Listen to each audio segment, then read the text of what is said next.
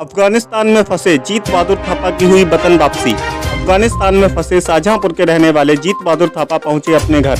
जीत सिंह थापा के घर पहुंचने पर पूरे घर में खुशी का माहौल।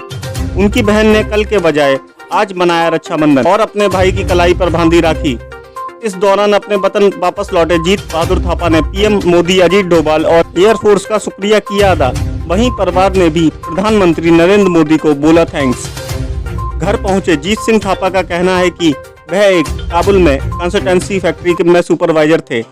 15 अगस्त के दिन अचानक तालिबानियों ने फैक्ट्री पर धावा बोल दिया। सभी कर्मचारियों को फैक्ट्री से बाहर निकाल दिया। थापा का कहना है कि किसी तरह वह 30 किलोमीटर पैदल चलकर काबुल एयरपोर्ट पहुंचे, जहां पर मुश्किल वह आर्मी एयरबेस तक पहुंच गए, जिसके बाद इंडियन एयरफोर्स के ग्लोब मास्टर विमान से पुणे दुशांबे एयरपोर्ट ले जाया गया और कल विशेष विमान से उन्हें भारत लाया गया। जीत सिंह थापा का कहना है कि भारत की सरजमी पर उतरते ही उन्होंने सबसे पहले जमीन को चूमा और सरकार को शुक्रिया कहा। उनकी बहनों ने भी घर पहुंचने पर आज रक्षाबंधन मनाया और अपने भाई की कलाई पर राखी बांधी। मां ने भी अपने बेटे के सर पर हाथ फेरकर सरकार का शुक्रिया कहा। जीत बहादुर थापा 2 साल पहले काबुल में नौकरी करने गए थे। जीत सिंह थापा ने बताया कि अफगानिस्तान के हालात बेहद खराब हैं। काबुल के आसपास स्थानीय लोग लूटपाट कर रहे हैं। जीत बहादुर थापा के भी 2000 से ज्यादा डॉलर लूट लिए गए। जीत बहादुर थापा और उनके परिवार ने कहा कि केंद्र सरकार की कोशिशों के बाद वह सकुशल अपने वतन लौट पाए हैं। मीडिया 100 न्यूज शाहजहांपुर से शुभम श्रीवास्तव की रिपोर्ट। पापा जी आज अपने वतन वापस लौट आए हैं, कितनी बड़ी खुशी है, कितनी मानते हैं कि वाकई अपना देश अपना होता है, कितनी खुशी आज है आपको? मुझे तो बहुत खुशी है अपने वतन लौट के। सबसे पहले मैं जब दिल्ली एयरपोर्ट पहुंचा तो सबसे पहले मैंने यहाँ जो अपनी धरती को ही चूमा है पहुँच के कि मैं अपने वतन सब कुशल वापस लौट के आ गया हूँ, जिसके लिए मैं भारत सरकार को बहुत बहुत धन्यवाद देना चाहता हूँ। हमारे प्रधानमंत्री श्री नरेंद्र मोदी जी हैं और अजीत डोभाल जी हैं, हरिशंकर जी हैं, उन सबका धन्यवाद देना चाहता हूँ और खासकर एयरफोर्स का जो हमें रेस्क्यू करके लाई वहाँ से, इन सबका मैं दिल से बहुत धन्यवाद देना चाहता हूँ। और आगे आशा ये करता हूँ कि जो भी हमारे भारतीय वहाँ फंसे हुए हैं इनका भी रेस्क्यू किया जाए जल्द से जल्द, वो भी अपने घर सकुशल वापस लौट जाएँ। थापा जी कितने ख़राब माहौल है अफगानिस्तान पर, ख़ासतौर पर जो हिंदू राष्ट्र हैं, जो हिंदू देश के लोग हैं, उनके लिए कितना ख़राब माहौल है अफगानिस्तान में? फिलहाल अभी तो ऐसा कुछ नहीं है। अभी तो वो लोग यही बोल रहे हैं कि आप लोग अपने वतन वापस लौट जाओ, लेकिन आगे का तो मालूम नहीं है, क्योंकि जो तालिबानी लोग जो होते हैं वो तो बिल्कुल ऐसे ही जाहिल टाइप के ही होते हैं, पढ़े लिखे नहीं होते, दिमाग नहीं उनके पास। 18-20 सालों से पहाड़ों जंगलों में रह रहे हैं वो लोग, अभी एकदम नई जगह आए हैं, तो अभी उनको माहौल बनाने में थोड़ा टाइम लगेगा और आगे के माहौल जो होंगे अब ये मैं नहीं बता सकता कैसे होंगे। ये तो जब जो समय आएगा वही बताएगा कि माहौल कैसे होगा आगे का। आपने किस तरीके के डर और माहौल के वक्त गुजारा है वहाँ पर? डर तो था ही मन में, और वहाँ खाने पीने की व्यवस्था भी हमारे कम थी और टीम लंबी थी हमारी, सबको लेके आना था। मन में बस एक ही बात थी कि सबको लेके जाना है भारत, सबको पहुँचना है, और भगवान का भी शुक्र अदा करूँगा जो सही सलामत हम लोग यहाँ पहुँच गए हैं अपने वतन को सब लोग। किस तरह का मंजर था वहाँ पर? मंजर तो दहशत के मंजर था। हर तरफ गोलियाँ चल रही थी, अंदर से ब्रिटिश आर्मी, US आर्मी गोली चला रही, बाहर से तालिबानी गोली चला रहे हैं, लॉन्चर लेके घूम रहे हैं। जो मंजर वहाँ का बहुत ही डरावना था, जो बिल्कुल देखा नहीं जा सकता था आंखों से। सिर्फ मन में यही था कि कब हम अपने वतन वापस पहुँचे जल्द से जल्द, बस इतना डरावना मंजर था वहाँ का। क्या दोबारा वापसी कभी इस्लामिक ऐसे देश में दोबारा वापसी करने की उम्मीद है क्या?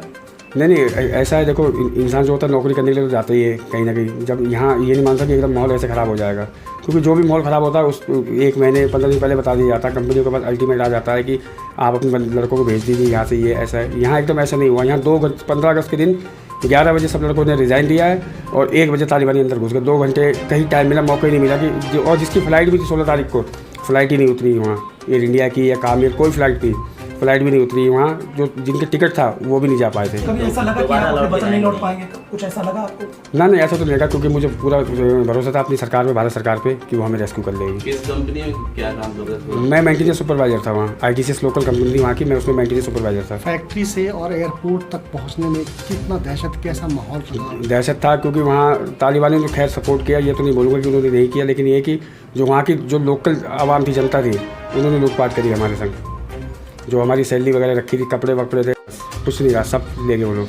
आज परिवार मिला है, आज क्या नाम है, आपकी बहन राखी बांधी है, आपको भी बड़ा इमोशनल देखना कि आप भी बहुत इमोशनल, आंखों में आपके आंसू हैं, तो आज परिवार से मिले कैसा महसूस कर रहे हैं? मैं आज बहुत खुश हूँ अपने परिवार से मिलके, क्योंकि अभी 1 साल बाद मिल रहा हूँ और मन में यही था कि काबुल जैसी कंट्री में हूँ, घर वालों का भी हाल बेहाल होगा मेरे, जैसे मेरा है उनका भी होगा। तो बस परिवार से मिलकर मुझे बहुत खुशी है, मैं खुशी बता नहीं सकता। आंखों में आंसू हैं, उसकी वजह क्या है, क्यों निकल? वजह यह है कि मैं अपने वतन ये सोच रहा था कि अपने वतन पहुंचूंगा नहीं पहुंचूंगा, एक बार कोई सोचा भी था, और आज मैं अपने वतन और अपने घर पे खड़ा हूँ, इस बात की खुशी है, इसलिए ये मेरे खुशी के आंसू हैं। क्या लग रहा है मोदी हैं इसीलिए वापस आ पाए? हाँ जी मोदी जी हैं। मोदी जी ने बहुत सहयोग किया, हमारा भारत सरकार ने बहुत सहयोग किया।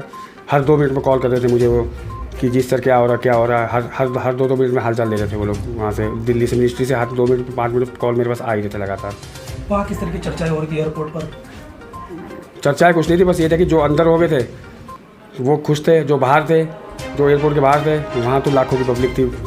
चर्चा ये थी एयरपोर्ट की कि बस सब ये अपना देश छोड़ना चाह रहे थे वो लोग। कोई अब वहाँ का जो अफगानी नागरिक था, लोकल नागरिक, वहाँ रहने नहीं चाहता था। वो कहता कि वो ये कह रहे थे, जैसे हम लोगों ने बात करी थी उनसे, लोकल से भी जब अंदर पहुँच गए थे, बोले हम कहीं भी चले जाएंगे। उन्हें वो जैसे अमेरिका के वे से कतार में, तो उन्हें वहाँ लेके जा रहे थे वो। तो वहाँ से कह रहे थे कि हमें कहीं भेज देंगे, कहीं भेजें, हम जाएंगे दूसरी कंट्री जाएंगे, लेकिन यहाँ नहीं जाएंगे। ये ना चलो ठीक है। रक्षाबंधन कल था, लेकिन ऐसा लगा कि भाई वापस आया तो रक्षाबंधन आज कितनी खुशी है आपको, पूरे परिवार को? हमारे पूरे परिवार को बहुत अत्यधिक प्रसन्नता है। दोबारा कर लीजिएगा। कोई बात नहीं, आप बताते रहिए, वो कट हो जाएगा। जी जी, कैसे मनाया आज रक्षाबंधन? भाई आया तो आज का रक्षाबंधन खास कैसे रहा आपके लिए? हमारे लिए आज का दिन ही खास था। हालांकि रक्षाबंधन कल था, लेकिन हमारे लिए आज रक्षाबंधन था। हमने सब परिवार ने पूरे उल्लास के साथ रक्षाबंधन का पर्व आज मनाया, और भाई के आने पर हमें बहुत ही अत्यधिक प्रसन्नता है कि हम इस पर्व को इनके आने पे और अच्छे से मना सके हैं। और इसके लिए मैं तो केंद्र सरकार का और राज्य सरकार का दिल से धन्यवाद देना चाहूँगी कि उन्होंने समय से तमाम भारतीयों को सकुशल घर पहुँचाया, वतन वापसी करवाई। अच्छा, ये आपकी आंखें आपकी गिरी हैं, ये खुशी को लेकर हैं कि गम, किस तरीके से? ये खुशी के आंसू हैं। अब अपने भाई को क्या वाकई अफगानिस्तान कहीं मौका लगा जाने देंगे क्या? कभी नहीं जाने देंगे अब दोबारा अफगानिस्तान अपने भाई को। कितना माहौल वहाँ पर आप देख रहे थे, कैसा लग रहा था आपको कि भाई आपका आ पाएगा नहीं आ पाएगा? नहीं, मुझे सरकार से पूरी उम्मीद थी कि वो सारे भारतीयों को, मेरे भाई समेत सारे भारतीयों को सकुशल वतन वापसी करवाएंगे। टीवी को देखकर तो ऐसा लग रहा था, वहाँ पर इतना ज़्यादा दहशत का माहौल था, सब लोग बहुत घबराए हुए थे। जैसा कि मैंने आपको पहले भी बताया कि हम लोग लगातार पूजा पाठ कर रहे थे, कई दिनों तक हम लोगों ने खाना नहीं खाया, लगातार टीवी से जुड़े रहे और पल पल की खबर लेते रहे वहाँ पर, और घबराहट हो रही थी बहुत ही ज़्यादा। भैया से संपर्क होता था तो दिल को राहत मिलती थी कि हाँ वो कुशल है, और जब इनसे संपर्क नहीं हो पाता था, बातचीत नहीं हो पाती थी, 5-5, 6-6 घंटे या पूरा एक दिन बात नहीं हो पाती थी, तो हम लोग बहुत ज़्यादा घबरा जाते, क्यों नहीं उनका फ़ोन मिल रहा है या वो क्यों नहीं कॉल कर रहे हैं। क्योंकि भैया ने कहा था कि हम कॉल करेंगे, आप मत करिएगा कॉल, क्योंकि उनकी वहाँ पर व्यवस्था नहीं होगी इस तरह की कि वो हमारा कॉल अटेंड कर सके। मैं भी सोचती थी कि क्या पता किस परिस्थिति में वो है, वहाँ पर किस सिचुएशन में है, या तालिबानों के बीच में है कि हम कॉल करें तो वो उस कॉल को समय नहीं उठा सकते, इसलिए मैं नहीं प्रयास करती थी अपनी तरफ से।